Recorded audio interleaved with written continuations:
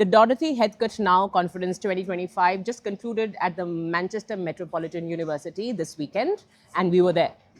And this is our short recap and reflection of the conference. We have been there for the last 5 years. This was our 5th time at the conference. This time, in fact, last year, David Allen, the organizer of the conference, had introduced a very interesting concept and an interesting day where we could go to schools and work practically with children and students of those schools. So, Vishakha, you went to a primary school, right? Yes. We went to a primary school in Wogden, and we worked with Tim Taylor, Richard and Lisa from the Woodrow First School, and we had a beautiful day and a very, I would say, we learned a lot that day because we did not just work with one set of children. We spent the first 2 hours working with 4 and 5 year olds, then a quick reflection with their teachers who've been working with the pedagogies that we have come here to learn for around 10 years with the children. And then we got a chance to work with 7 and 8 year olds and then spend 2 more hours with 8 and 9 year olds. So we got to see an array of how to use Mantle of the Expert in the classroom, how to use the pedagogy differently with different age groups, and the content that one must use, the literature that Tim Taylor was using with each of the groups was something to really learn from. And I think that day was, I would say it's correctly named, where it's practice day. It's a creative practices day where you really practice hands-on. You become a part of the Mantle as well. So we got a chance to work with the children where we went in role as well. And I think that was a really beautiful addition to the Dorothy Heathcote Now Conference. And I believe you also went to another high school. We went to a secondary school. And we were working with year 9s and year 10s. And we worked on this project that David has already been doing with that school. This was our second or the third visit to the school where all of us went and we kind of concluded the project. So it was a museum project, very interesting because David works with the museums now. And he's been doing lots of museum-based projects like Black Country Museum, etc. Yes. So here we were looking at an apprentice house. In 1800s, there would be these parents who would be forced to work in coal mines and stuff, and their children would be taken to apprentice houses where they would, work the whole day, and then there would be houses they would live in. Okay. So this was a true story of a girl called Esther, and she was locked in the attic alongside the dead body of a person who was working at that apprentice house. So it was to investigate that moment, and how the other children who were living in that house were dealing with this person who was running the apprentice house. Okay. So it was very interesting because we went into role, the children went into role. I got to work with the children. We made freeze frames. We did a lot of in-role speaking and things. All the other strategies and conventions that Dorothy has used and has prescribed. So there are 33 conventions that Dorothy prescribes as a part of her work, and we used the documentation, the symbolic conventions. Yes. So Mantle of the Expert is a pedagogy that Dorothy Heathcote had invented in her body of work. This is one of the most I think fruitful and most viable pedagogy for integrated drama integrated work. Yes. We talk a lot about drama integration in schools nowadays, but Mantle of the Expert is the answer to real integration of drama. And I think all school teachers everywhere in the world should learn this, especially schools who do integrated work, like the IGCSE school teachers or the IB school teachers who do integrated work. And now in India, we also have our CBSE school teachers who have to do integrated work. So Mantle of the Expert is the answer to that. And I saw this real hand when I went to the primary school. Yes. They were not drama teachers. They were subject teachers. Yeah. And they've been working with this pedagogy along with their curriculum for almost 10 years now, and we saw the work of the children there, and it was absolutely magical to see how they've integrated geography, history, mathematics for primary school. And the children are so used to working, going in role, writing in role, speaking in role, solving problems, making decisions. It was really a beautiful example of how this pedagogy works so smoothly with the school curriculum, and how easily you can master it if you keep practicing it. for a We long practice time. this at Joy of Drama also. We do a lot of integration work with English literature, language, sometimes geography, a lot of history integration we do. Yes. So this gave us a lot more ideas. I think we are now rich with pocket full of ideas to take back to our children and work with them. The second day, which was Saturday, we worked on this concept called exploratory groups, where we were divided. So all the participants were divided. I went with Tim, Lisa, and Richard, whom Vishakha worked with, and Vishakha went with Stig Eriksen, the Norwegian drama educator. And that was also, and what happened there is that you have to work on Saturday and Sunday. So both the days you work with the same set of teachers, and you actually go through a completely planned lesson, which they break down for you as well. So that really helped. We did the dragon, an unknown dragon has come to this village, and we have to save the dragon and save the villagers. And how do we do that? So a lot of civic studies, civic science and social science can be taught through these methods. And we kind of went through these stories. It was called Teaching Through Storytelling, and which is actually teaching through drama. What did you do as Stigs? The interesting thing was that Stig Eriksen usually, uses a piece of literature, but this time he planned the lesson completely based on a fictional history piece which he thought of, which he concocted. And we, as you did, we worked for 2 days, and 3 hours a day is a lot to go in depth. So I think Stig, really used the conventions and the strategies in a way where I could see 15 and 16-year-olds working with drama as a pedagogy. We keep talking about that, yes, it's a great methodology for 4 to 13-year-olds. But I really felt that the kind of work we did with Stig, it needs to be done with 16 and 17-year-olds as well, because we investigated a secret society which once used to be, completely dismantled by the government, and we went into role as journalism students, and we were trying to find out, we were trying to interview people who are left from that society, secret society, and trying to find out facts from both the sides, interviewing them, going in role, writing articles. And I just kept thinking that, this is something that 15 and 16-year-olds should be aware. It's not that once you become a teenager, drama stops making sense to you as a method.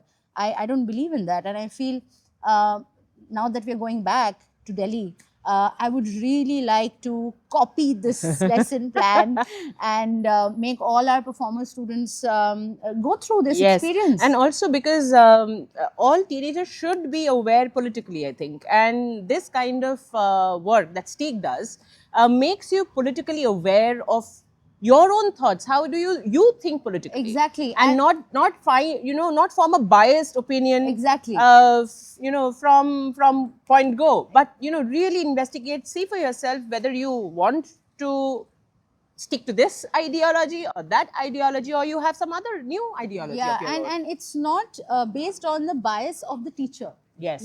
Yes. Because adults tend to bring their own biases into the classroom. I've usually seen this, that whenever it's it's politics, we tend to go to real articles, real news articles to start our work with.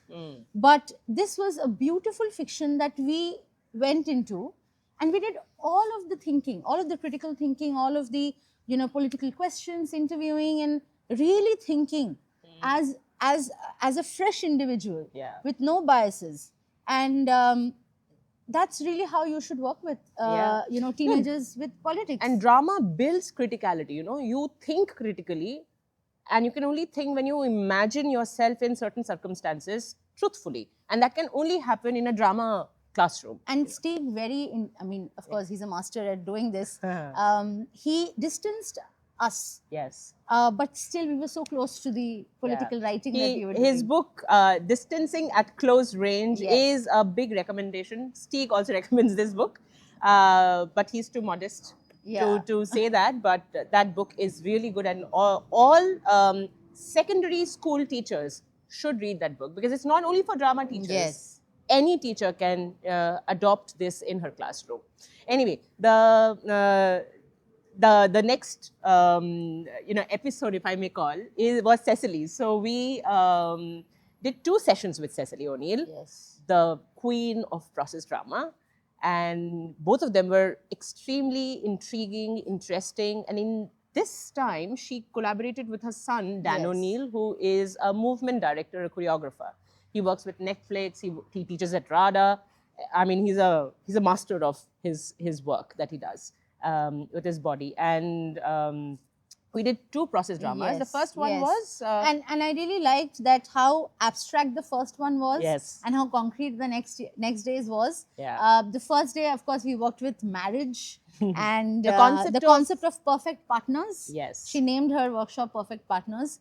And of course, as Cecily does, you know, she it feels like she's planning on the go, but she's done this for more than 50 years. So she knows the pulse of the classroom. She knows the pulse of the people who are there in her session, and she sort of edits and goes with the group. And after having seen her for almost now 3 years, I think I can see that now a little bit. I am trying to study how she's looking at everybody when she gives us a task. She's actually giving her time, herself time to observe all of us. Yes. How are we comfortable with what she's making us do? She judges very quickly whether she's overwhelming us or underwhelming us, and then from that point on, she makes her move. You know, so I think the Perfect Partners workshop was absolutely brilliant, because we worked with our bodies. I think that was my reflection for, you know, when Cecily asked as well, that we worked with our bodies from the first minute to the last minute, and it was again a 2.5-hour workshop. But the concept was completely abstract. It was about the constitution, the institution of marriage. How should partners be paired? It was what's happening in this world of dating apps. Yes, yes. It was so relevant for these, you know, 14, 15-year-olds who are now stepping into this new realm of adulting. You know, Yes. the way they are adulting is very different from the way we have adulted. Yes. So I think what Cecily's, both her workshops, brought in focus to how we perceive relationships, how we perceive betraying somebody. Like the second one that we attended was completely on betrayal, crime, blood, and ghosts. So she says that there are 3 things very, very important in any drama. One is rhetoric, blood, and ghosts. So we worked with all 3 concepts, and it was mind-blowing. I mean, I think we are definitely going to bring both these process dramas to our children. I think 13-year-olds, 12-year-olds will love doing this, because it was on this. We worked with dreams, nightmares, CCTV footage, which we've already used from Cecily. Yeah. Because I think that's also her favorite thing to do with a large group. Yeah. Also, she looks at the number of people attending her workshop. And I think this time there were some 25, 30 people. So yeah. Majority of the population of the conference, we go to Cecily's workshop, because this is the only opportunity, I think, that we get to work with the masters. Yes. And there were many presentations. We made a presentation as well. Vishakha, you want to talk about it? Yes, we talked about making of a drama teacher.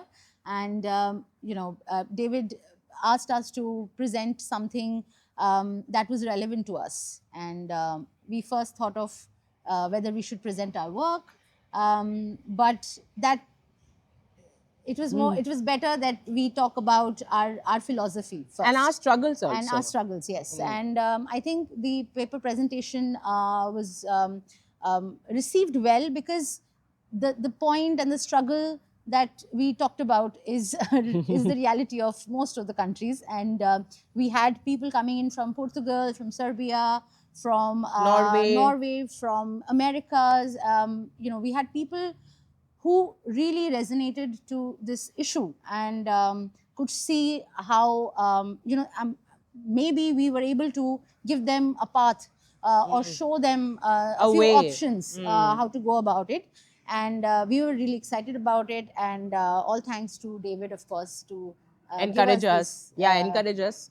There were two women, two teachers from Chile, 2 or 3. I think there were 3 who had come from Chile, and they resonated with what is happening, you know, with us in India, in the realm of drama education, drama training for teachers, etc. Yes. So that was a very, very well received presentation. And I think one more presentation that really left a mark this time, because it was held at Metropolitan University, was around the archives of Dorothy Heathcote. Yes. There was a talk and a presentation of sorts by the archivists and the professors who have been into indexing her work and cataloging her work for the last, I think, 20-25 years.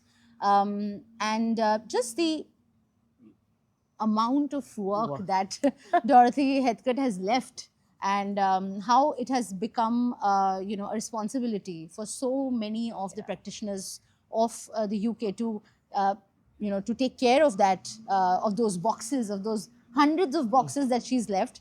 And I feel that started a very good conversation where people you know, volunteered. Yes, they became, they suddenly became a very, very you know, aware of the issue of conserving and preserving knowledge.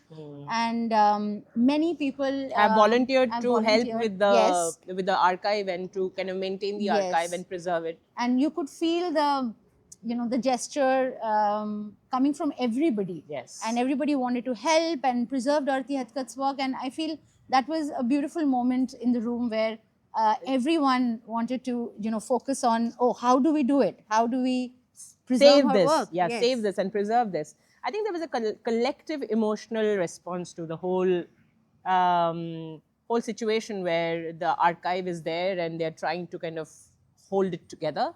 And the other interesting thing that happened was that there was a school from India who had sent 6 teachers to come at the conference and attend it. I think that is something that is very